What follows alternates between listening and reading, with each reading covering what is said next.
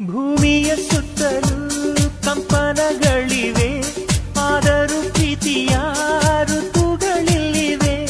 ಬಾನಿನ ಬಯಲು ಮೋಡಗಳಲ್ಲಿದೆ, ಆದರೂ ಪ್ರೀತಿಯ ವರ್ಷವು ತುಂಬಿದೆ. ಅಂಗೈಗೆ ಸಿಕ್ಕದೆ ತಂಗಾಳಿ ಓಡಿದೆ, ಆದರೂ ಪ್ರೀತಿಯ ಉಸಿರು ತುಂಬಿದೆ. ಇದೇ ದೈವ ಸೃಷ್ಟಿಯ ಸಂಕೇತ, ಆ ದೇವರ ಸುಂದರ ಸೃಷ್ಟಿ.